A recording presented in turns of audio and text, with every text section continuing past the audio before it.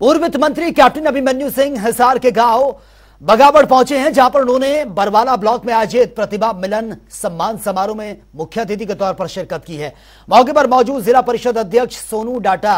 और vice chairman समुद्र बरा समेत आधा दर्जन जिला पार्षदों ने उनका भव्य स्वागत किया है और वहीं पर गांव वालों ने कैप्टन अभिमन्यु का फूल मालाओं से स्वागत किया है। कार्यक्रम का मुख्य उद्देश्य गांव के प्रतिभावान बच्चों को सम्मानित करना था। कैप्टन अभिमन्यु ने सरकारी स्कूल में अव्वल छात्रों को सम्मानित किया है और अपना संबोधन भी दिया है।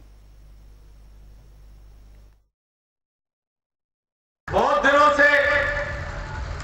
मन करता था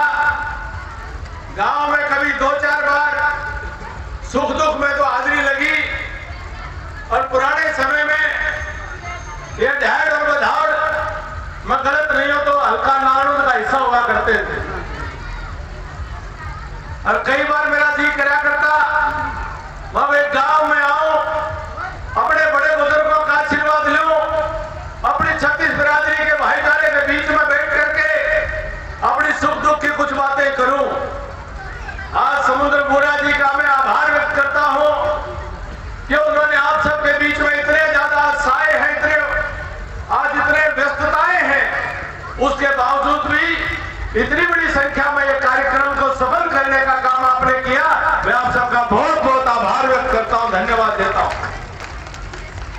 उद्देश्य है कि हमारे इलाके के जो बच्चे हैं,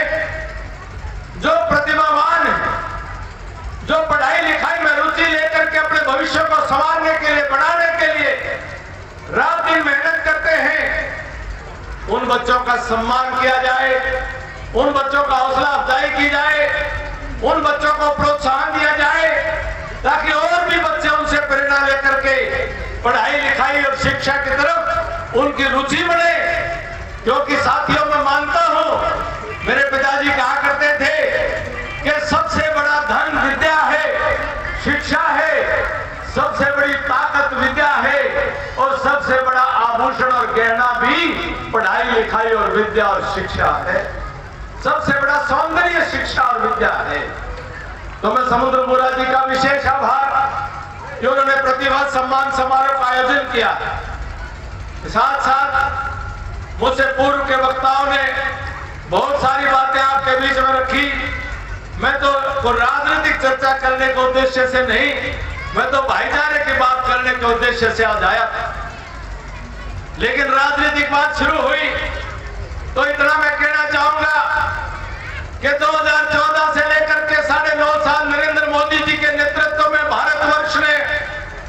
भारत माता ने एक नई लड़ाई ली है और आज सारा देश का 140 करोड़ लोग जम्मू कश्मीर से लेकर के कन्याकुमारी तक और पूर्व में कामाख्या से लेकर के कच्छ तक हिंदुस्तान का प्रत्येक आदमी महसूस करता है कि भारत में तरक्की हो रही है, भारत में विकास हो रहा है, भारत में उन्नति हो रही है, भारत मजबूत हो रहा है, भारत ताकतवर हो रहा है, भारत का मान सम्मान दुनिया में आगे बढ़ रहा है और हर वर्ग का समृद्धि और कल्याण का रास्ता वह स्पष्ट हो रहा है और वह आगे बढ़ रहा है। 2014 से पहले देश के अंदर कभी 2G का घोटाला सुनते थे, कभी कॉमनवेल्थ गेम्स का घोटाला सुनते थे, कभी आदर्श सोसाइटी का घोटाला सुनते थे, कभी कोयला घोटाला सुनते थे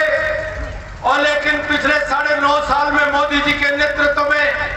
हर चीज में, हर काम में इतनी पारदर्शिता आई कि कहीं भी कोई बेईमानी को भ्रष्टाचार नहीं कर पाया।